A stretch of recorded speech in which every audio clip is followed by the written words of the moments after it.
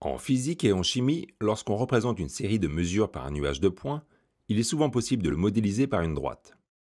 L'équation de cette droite permet alors d'obtenir la relation mathématique qui lie la grandeur en ordonnée à celle en abscisse. C'est pourquoi cette détermination est importante. Dans cette vidéo, nous allons voir comment calculer le coefficient directeur d'une droite. Comment calculer un coefficient directeur? Pour déterminer le coefficient directeur d'une droite, il faut choisir deux points A et B appartenant à la droite, différents ou non des points de mesure. Notez leurs coordonnées xa, ya pour le point A et xb, yb pour le point B. Calculez le coefficient directeur noté petit a en appliquant la formule petit a égale yb moins ya sur xb moins xa. Qu'est-ce qu'un coefficient directeur? Que ce soit pour une droite passant par l'origine du repère qui représente une fonction linéaire, ou pour une droite ne passant pas par l'origine qui représente une fonction affine, l'équation d'une droite est toujours de la forme y égale ax plus b, avec b égale 0 dans le cas où la droite passe par l'origine. Petit a est appelé le coefficient directeur ou la pente de la droite. Sur le graphique I égale f de 1 sur b, on voit que pour un accroissement horizontal positif, l'accroissement vertical est aussi positif. Le coefficient directeur de la droite est donc positif. Sur le graphique U égale f de i, on voit que pour un accroissement horizontal positif, l'accroissement vertical est négatif. Le coefficient directeur de la droite est donc négatif. Voyons ensemble un exemple.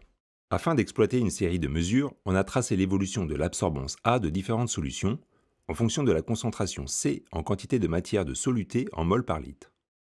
On doit répondre à la consigne suivante. Calculer le coefficient directeur de la droite.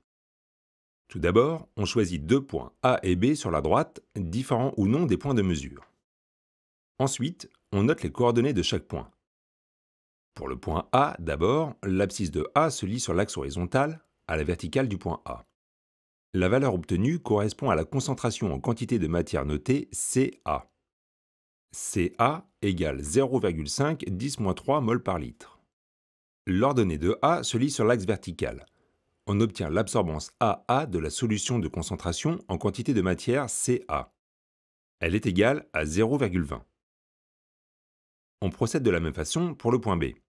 L'abscisse du point B est la concentration en quantité de matière Cb, soit 2,5 10-3 mol par litre.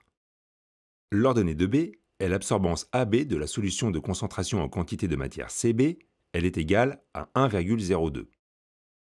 On applique ensuite la formule pour obtenir le coefficient directeur. Petit a égale yb moins ya sur xb moins xa. Ici, les ordonnées des points A et B sont égales aux absorbances AA et AB, et les abscisses des points A et B sont égales aux concentrations en quantité de matière Ca et Cb. La formule pour obtenir le coefficient directeur petit a s'écrit alors AB moins AA sur Cb moins Ca. En remplaçant par les valeurs numériques, on obtient petit a égale 1,02 moins 0,20 sur 2,5 10 puissance moins 3 moins 0,5 10 puissance moins 3, soit petit a égale 4 10 puissance 2. Attention, le numérateur n'a pas d'unité mais le dénominateur s'exprime en mol par litre. Le coefficient directeur a donc lui aussi une unité, le litre par mol. Le coefficient directeur de la droite tracée est donc petit a égale 4 10 puissance 2 litres par mol.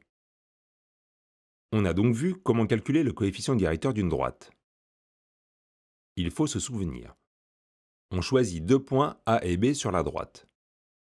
On note leurs coordonnées, xa et xb, les abscisses respectives des points A et B, et ya et yb, leurs ordonnées respectives.